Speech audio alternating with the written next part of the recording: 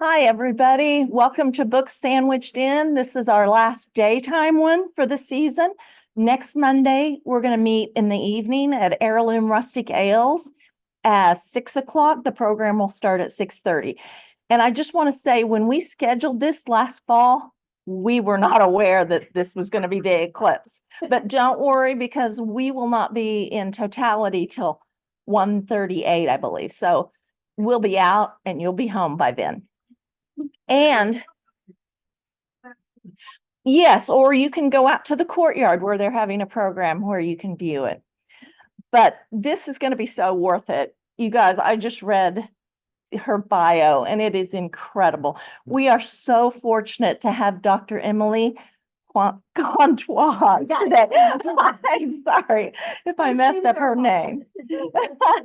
You noticed that she did her homework and left these papers on everybody's seat. So I mean, students who didn't do their homework, there's the summary of the book for you. Yeah. You can still have a good conversation. You can tell she's a professor, right? She is the Associate Professor of Media Studies at the University of Tulsa, where she also serves as faculty in residence. She researches media, food, bodies, and ideas about health, and has appeared in the New York Times, Washington Post, and NBC News, among others. And this morning she was interviewed by the New York Post, New York Times, about all the new weight loss drugs and marketing to men. So, and did you say you're going to be interviewed locally later this week? Friday, one of the local news about social media trends. And I think that's just fascinating. So, she's the author of Diners, Dudes, and Diets: How Gender and Power Collide in Food, Media, and Culture. And that's available here at the library. And she's also the co-editor of Food Instagram, Identity, Influence, and Negotiation. She holds a PhD and an MA in American Studies from Brown University, an MLA in gastronomy from Boston University, and an MPH focused in public health nutrition from the University of California, Berkeley. So we are so thrilled to have you here.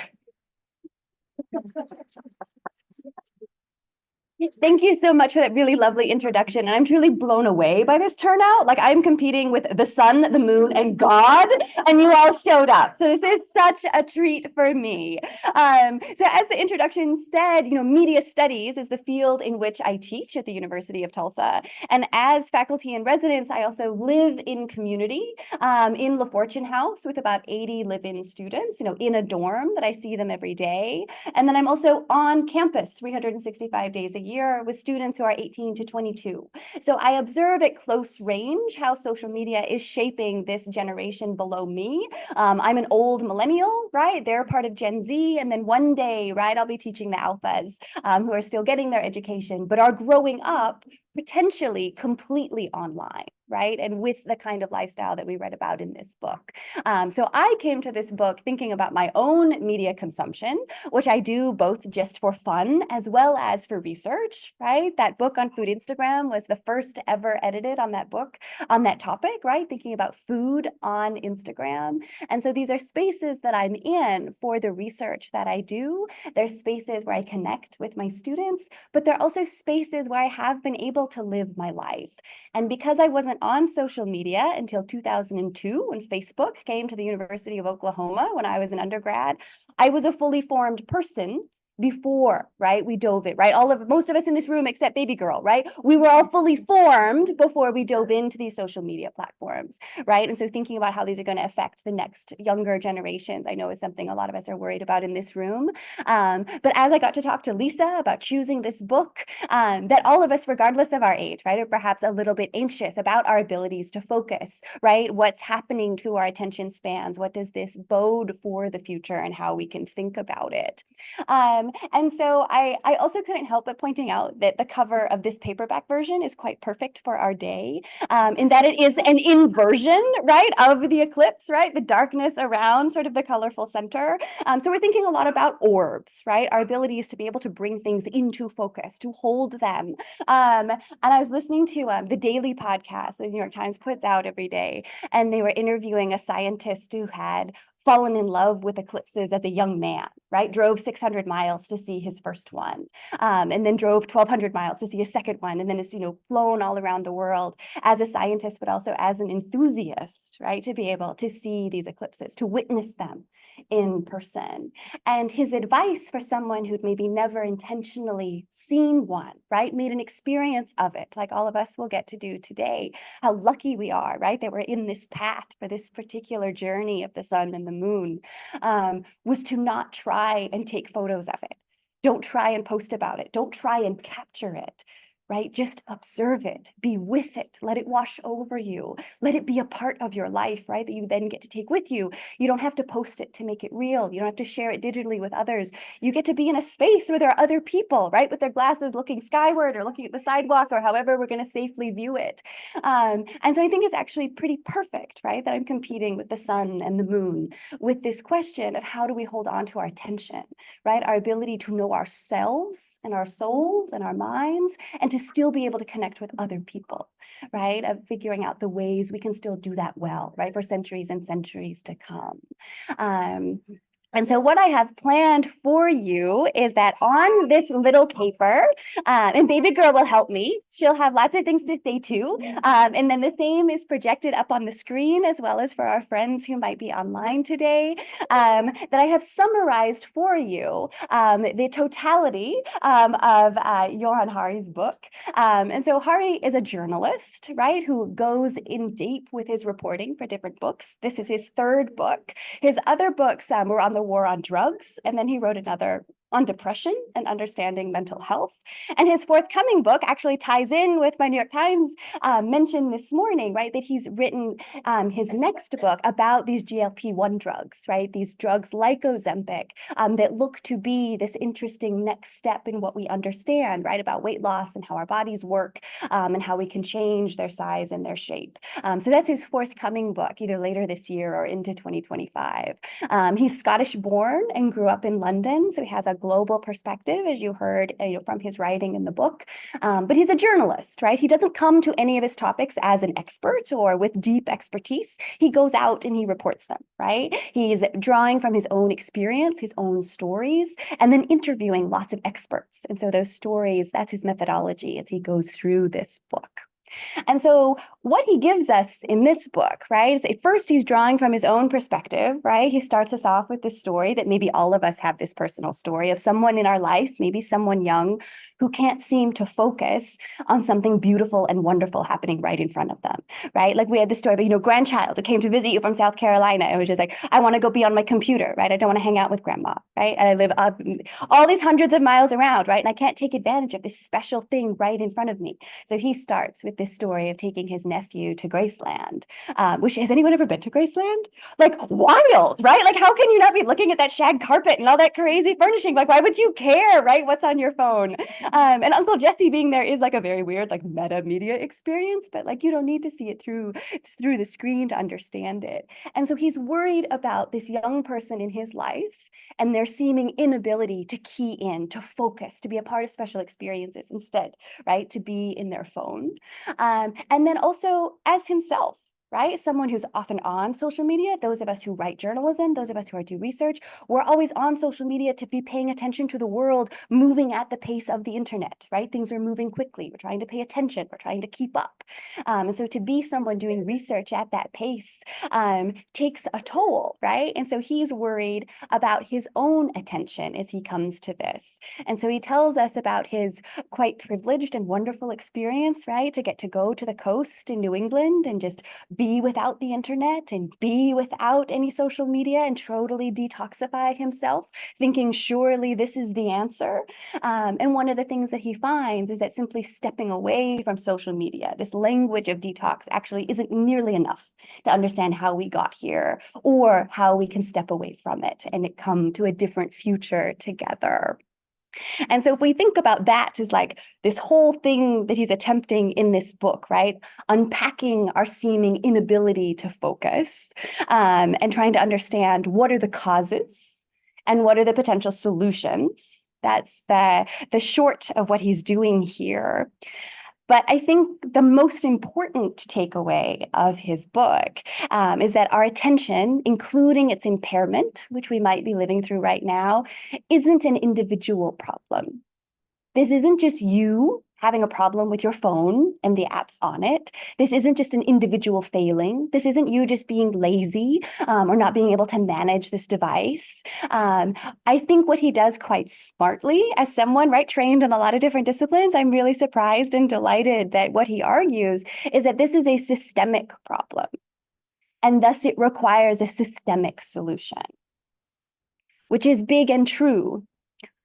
But that can be a lot harder for all of us to galvanize toward, and make possible. So this is actually a book about politics. This is a book about gathering together, and figuring out what world do we want to maintain? What future do we want to make possible? And what are we willing to do, to fight for that?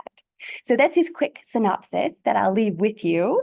And then we can go through the causes. So this is sort of the trajectory of his chapters as he takes you through the book, asking for all of us, how did we get here, Why do we feel like our attention span isn't as deep or as ready as it used to be? How have our smartphones, our technologies, and these apps made problems for us?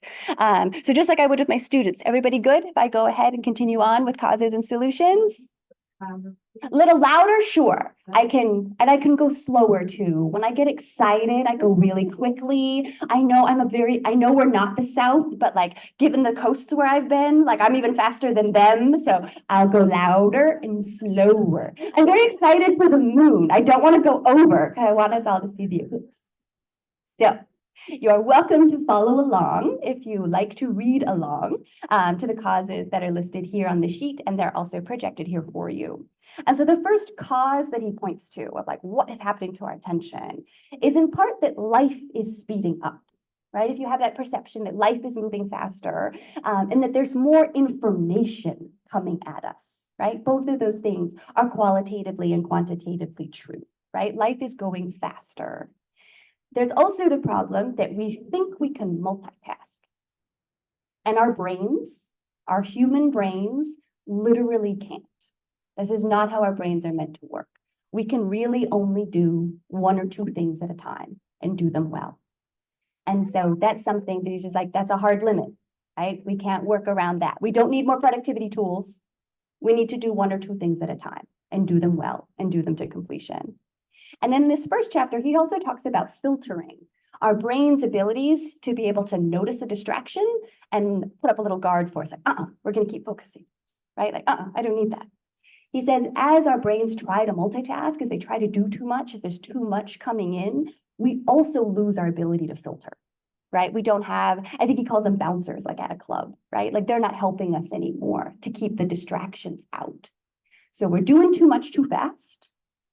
And our brains can't help us keep the distractions away. That's the first problem that he puts up for us. Second, he says there's a decrease for most of us to be able to get into a flow state.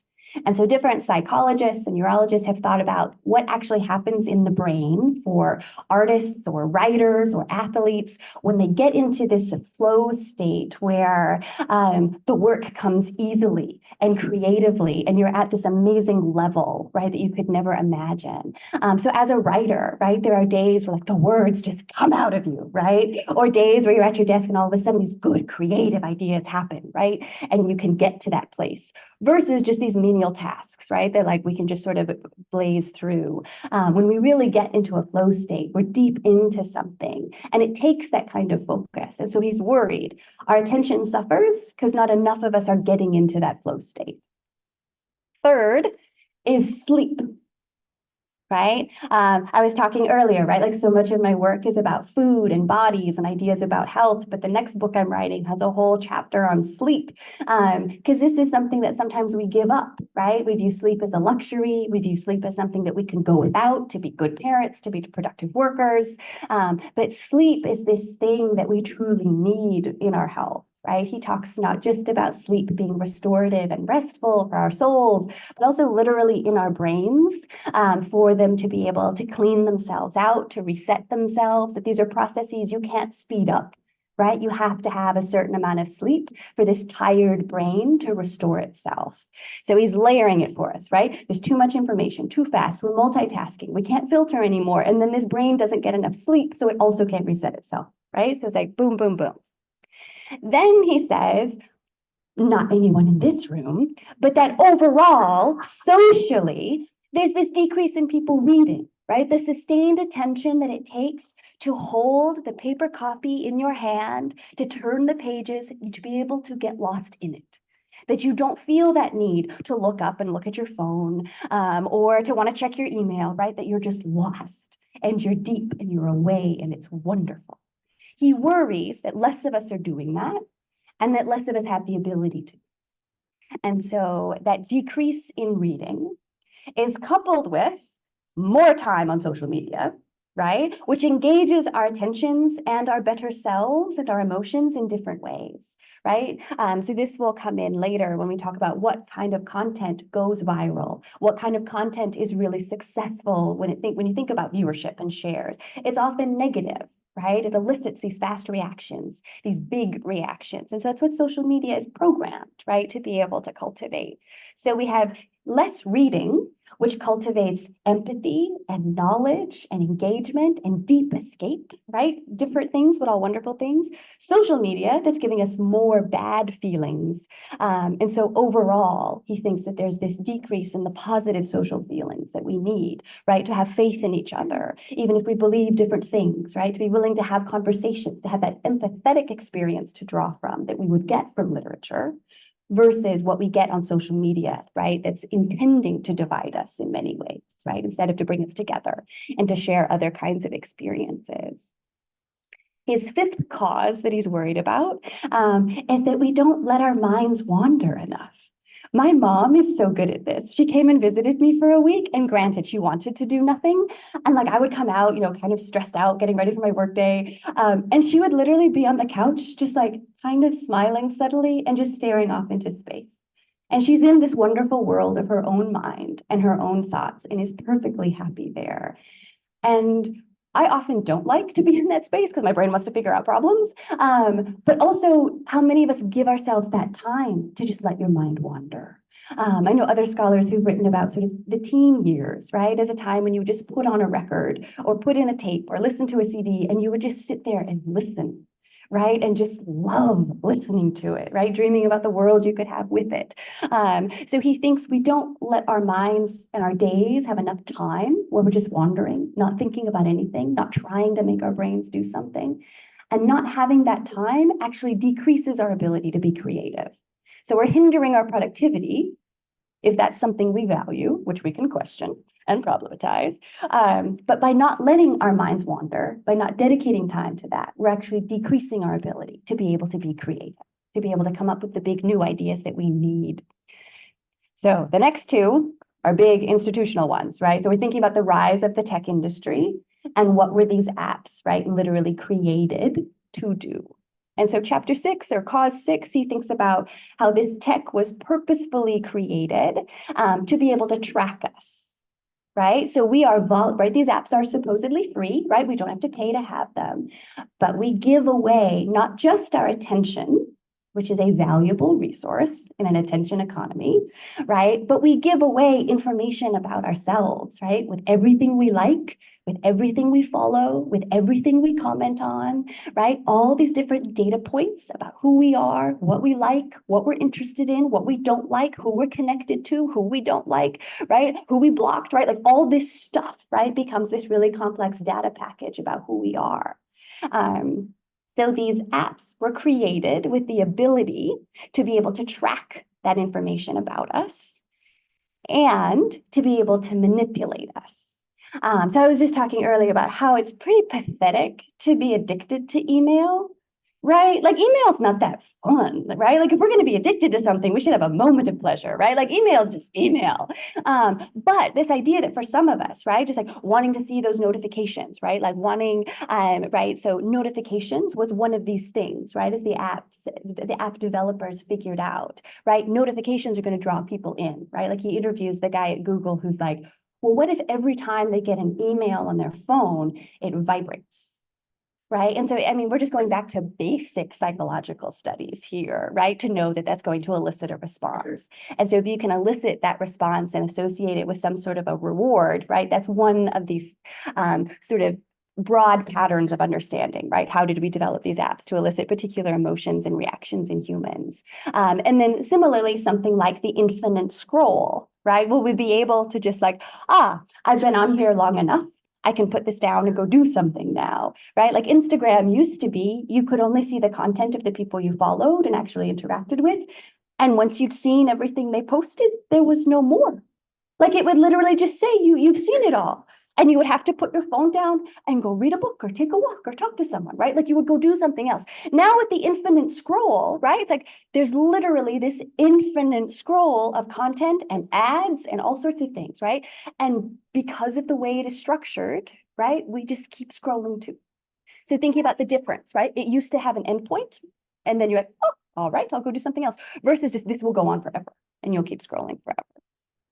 Related to this, the ability to track us and the ability to manipulate us is that these technology companies, right, they profit from our data, right? It's not just that they create this data package. It's like, oh, isn't this fascinating? We could give this to academics, right? And they could understand all sorts of things about human behavior. We could create healthier environments. We could create better schools, right? Like, no, we sold this to advertisers, right? So thinking about how the profit model is very specifically linked, right? We created apps with certain potentials and certain abilities, and then it was all for profit, right? To be able to sell that. And then similarly, right, to be able to manipulate us so that we are on these apps longer, giving more information, right? It's more money every single time they keep our attention, right? To grab our attention and to hold on to it is what these apps are trying to do. And they figured out how to do it quite well. So these causes, right, eventually get to his solutions. But a couple more causes that he goes through. One is thinking about the increased stress that comes from trauma and general socioeconomic disadvantage. I see him hedging a little bit in this chapter, right, to talk about broader socioeconomic context, that all of our interactions, right, with these technologies are not the same. And part of what he's trying to understand here is the rates of ADHD diagnosis that we're seeing, right, among young people and among adults. So he's trying to say that perhaps some of these diagnoses actually aren't a pathological sort of diagnosis, but these are misdiagnoses, right, of stress responses from something that's happened earlier in life that then looks like ADHD. But the response needed here isn't medication to attenuate attention, but to actually work through something traumatic. Or, right, something like enough food to eat, a safe place to live, right, bringing income up in a family. So he's going at it from a slightly different direction with cause number 8.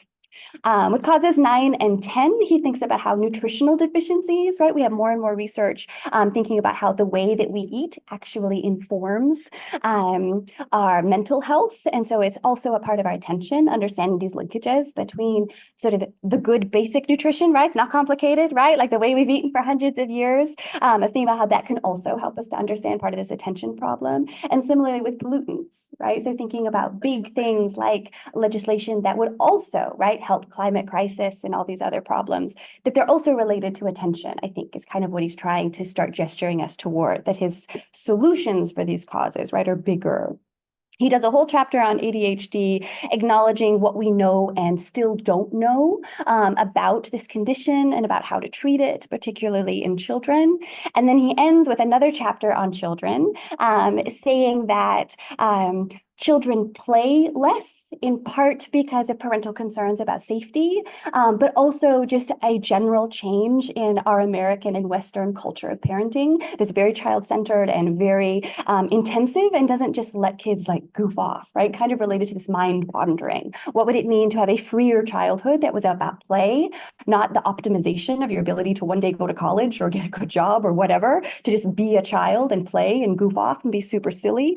And similarly, thinking about our education system, right? The kids should get to learn in more creative ways, not just, in a rote way, working towards standardized tests and certain scores that we have to get right to maintain funding to schools and those sorts of things. So he wants us to think about reforming education, right? As he points to this cause.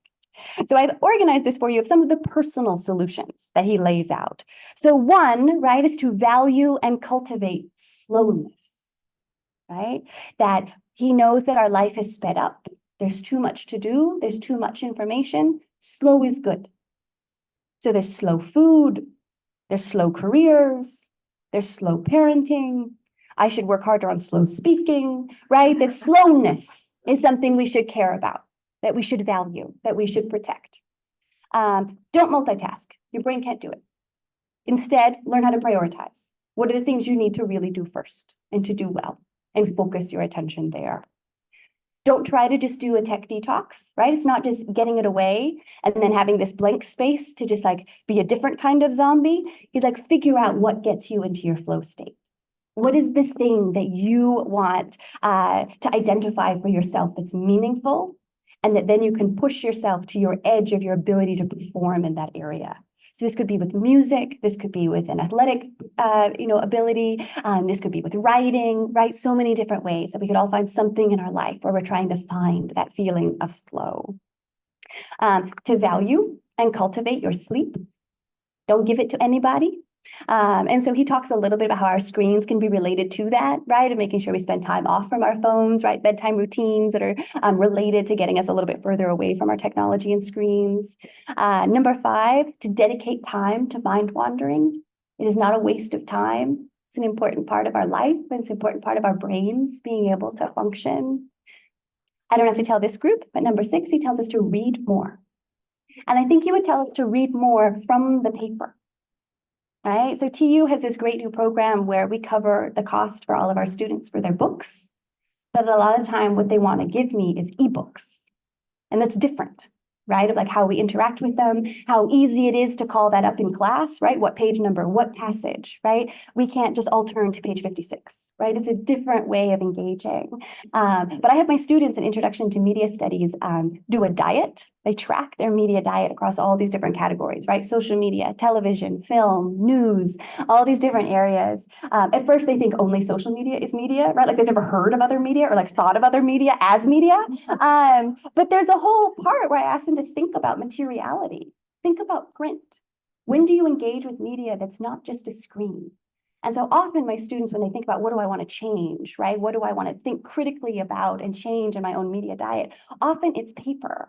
So this is why I didn't make you a slide deck, right? I printed you out a little handy guide, right? That I designed, right? I had to go to a different building on campus to print it in color, right? So that you would have this material thing, right? To engage with and to think with. And what it means that most of us, right? Maybe read this in a paperback, right? What it means to actually touch it, to turn the pages, the smells that we love, right? Of library books, what it means that institutions like this exist, right? That it's not just reading more at a personal level, right? But as we think about his collective solutions too. Number 7, he believes in taking social media breaks, right? He himself is spending almost half a year not on social media. He's breaking it up, sort of like 3 on, 3 off. For him, it would be hard to do some parts of his job, right? To not be on social media. As someone who, got all these graduate degrees and moved all over the country, like the people who I love are in so many different places. If I didn't have social media, I would be so disparately separate, right? From the people in my life. And so I think thinking about, right, what kinds of social media breaks do you want to have? But number 8, this is the weird one, right? To recognize that attention challenges aren't your fault. This isn't an individual problem.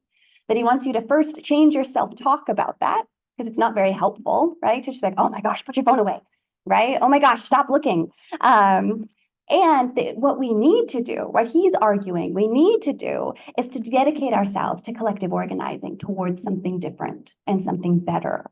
And so that's where we get to this next box, right? Where his collective solution is what he calls the attention rebellion. And so his first thing that he thinks we need to join this and we need to advocate, we need to demand, number 1, is that we ban surveillance capitalism. And so he defines this in the book when he's talking about this rise of technology, right? That can track us, manipulate us, gather that data, sell it for profit. He thinks the government should step in and regulate that process, right? You shouldn't be able to take our data, even if we at one time said yes on a stupid disclosure agreement that nobody actually reads, right? That these apps should be allowed to exist. They should be allowed to have some sort of a profit model, but they shouldn't be able to completely surveil us and take all of our data and sell it to someone else at their own profit. It's like, this is something that we could regulate. That's one of his proposals. He also, this might be a little bit more contentious depending upon your own perspectives, he thinks we should reform capitalism, period. So we've lived under, industrial capitalism since the 19th century. It dramatically changed, right? Our society, our culture, the way we relate to one another, the way we generate value, what we think value is. And for all of our lifetimes, capitalism has been about the most growth possible, right? Season after season, month after month, year after year, progress, progress, more, more, more, more. What he's arguing for, and I actually just went to a really fascinating conference in DC that was thinking about sustainability in advertising. And they're similarly saying, like, we can't continually grow, right? There aren't enough resources. There isn't enough left, right? Like, we created so much destruction by having that model. So the idea here is like, what if we had a steady state, right? That we just have to create enough profit to keep this going. Right? And then there are people even more revolutionary than him, right? That say we go beyond steady state and we have to go anti-growth, right? If we want to continue to live on this planet for a long time and see more eclipses. So that's a little bit radical, depending upon your point of view, right, of reforming capitalism so that it functions in a different way. I went to Berkeley, so I'm applauding too.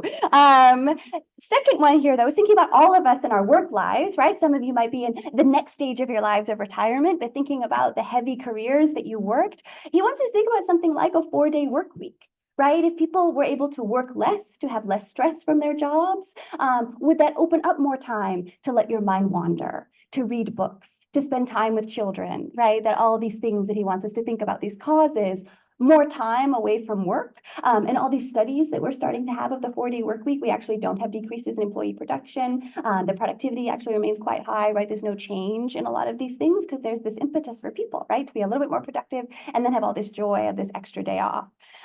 So he's like, ban surveillance capitalism, think about capitalism, reduce to a 4-day work week, and then rebuild childhood, right? So that it has more play, and to think about what we can do to reform education as well, so that children also, right, are just being, taught to these tests that they get to have more fun. So I did come up with a couple of discussion questions, whether we talk about them as a group now, or if there are others that you would like to assist. But I was wondering if you're concerned about your ability to focus and why. What do you make of Hari's personal solutions that I've summarized for you here? Have you tried any of these? Have you found them successful or not? And what do you make of his, more provocative proposal here, right, of a collective solution of this attention rebellion? Is this a social movement that you would want to be part of? And if so, what steps would you take towards that? So I will stop talking. I think we have a few minutes left. I'd love to hear your perspectives, your questions, your thoughts. Please. Do you know of a country that has successfully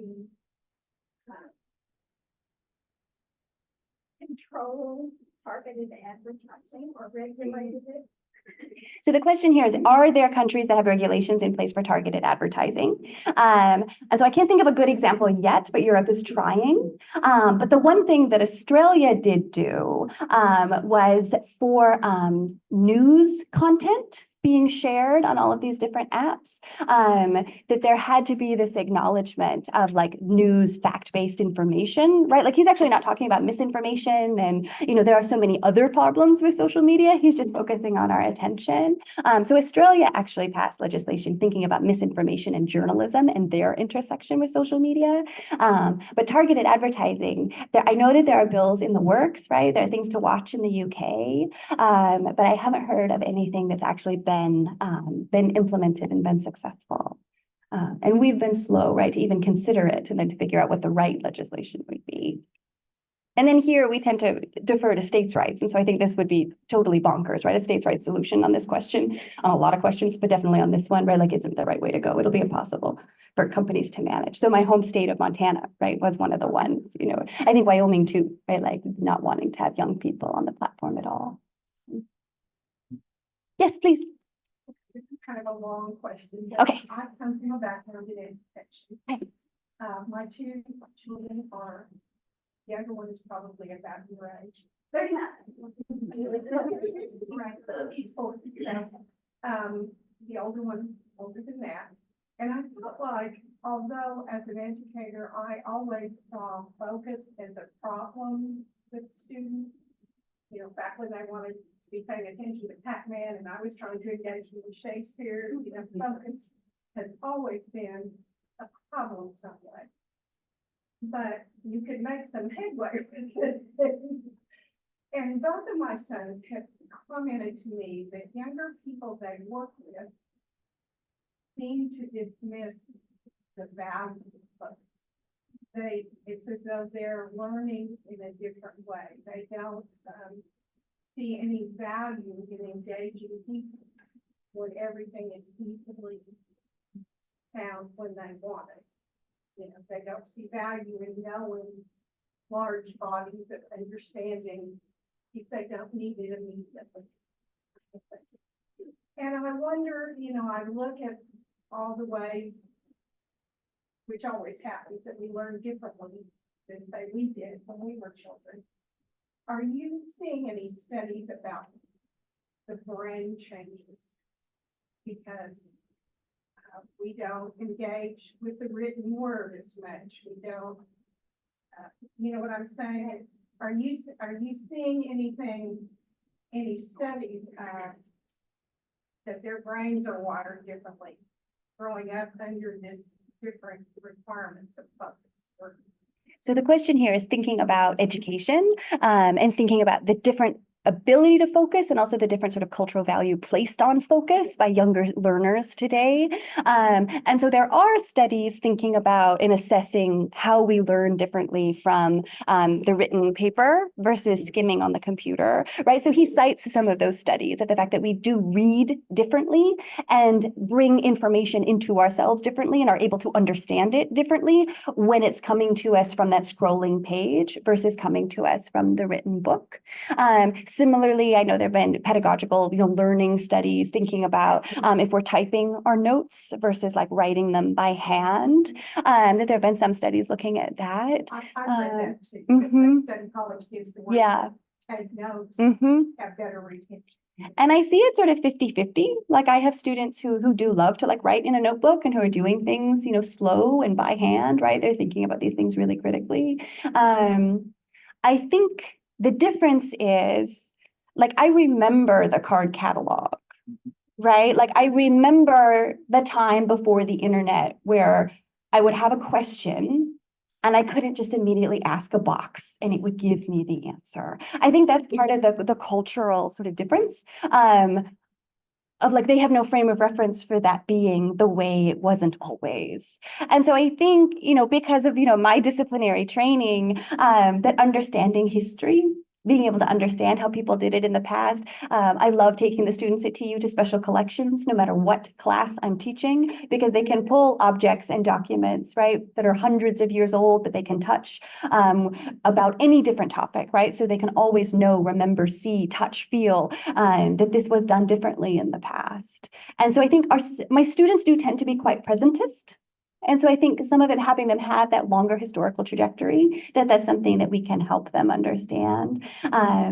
And that our idea of progress, right? That like things are always getting better and we just leave the stuff in the past. They're like, that's actually not, how paradigms, as even a, history of science concept was even intended, right? We don't just leave the old, right? That the parts of the old are always remediated into what goes into the future. So I think that appreciation for history, which sometimes students think is kind of an unsexy discipline, is like really, really important. And so that's why, media history is one of our required courses at TU, that they go back not just to the printing press, but back way further than that, so they can understand, right, where these media come from. You want to understand the rise of the internet, you need to know the telegraph first, right? And so that's what, right, like imagine that for the first time you could get a message to someone instantaneously.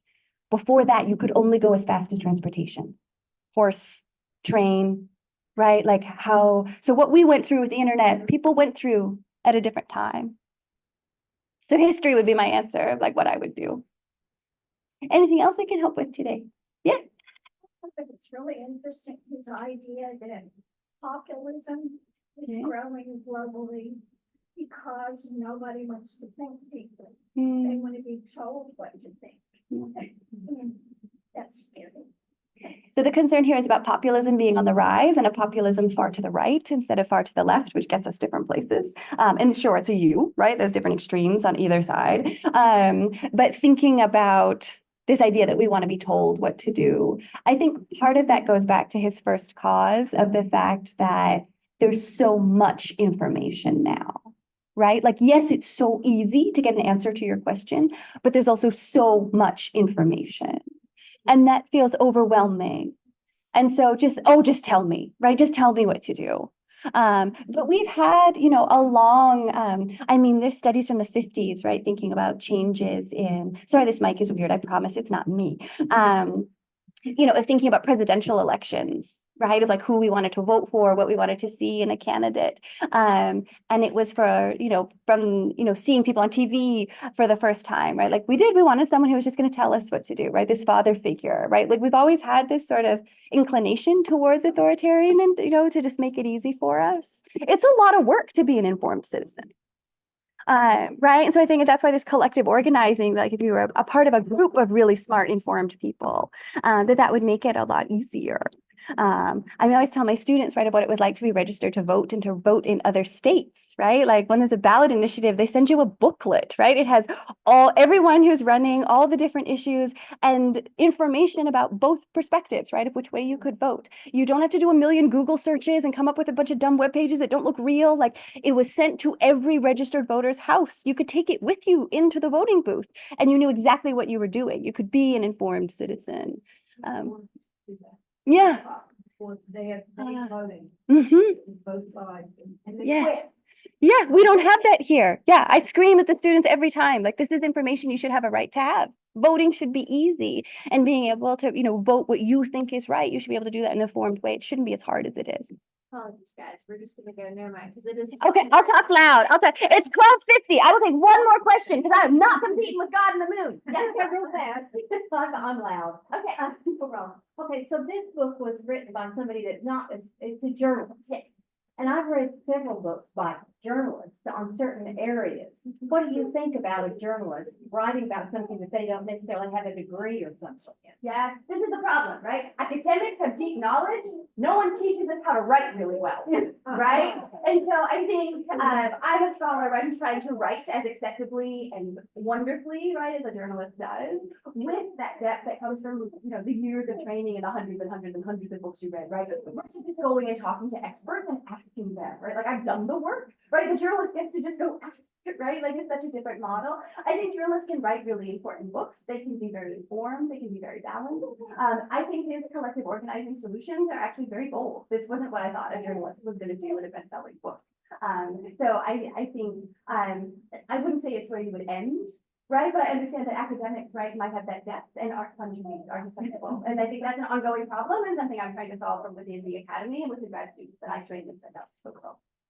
One more. I have one more thing, because I think it's an avenue for you to explore. Okay. 20 years or more, there's big emphasis on learning style. I actually think Isn't it there are people who now learn better with this because they're not taught the differentiation of different ways they can learn. And I think learning styles of the past has some real potential, because in a classroom, if a student can go into a doctor and say, I don't feel well, I've got a cold, but 2 weeks ago, I really had this boil on my neck or something, we tell them. If you ask a student, how do you learn? They have no really idea on how they learn. So I'm encouraging you with all your background to look at what type of a learner benefits more from the technology and the multi-sensory kinds of things, and which ones have to realize what they can't learn that way. So I think it's a great area. There's always pros and cons, right? Like, this is a book saying social media is bad and absolutely we should get rid of it. No, we should regulate it and we should figure out what our own levels are with it. And same with how we use technology in the classroom. There are going to be pieces of it that are really effective. So I'll end for anyone who wants to go see the eclipse. You are not being held hostage. But I'm happy to stay for a few minutes if anyone else has questions.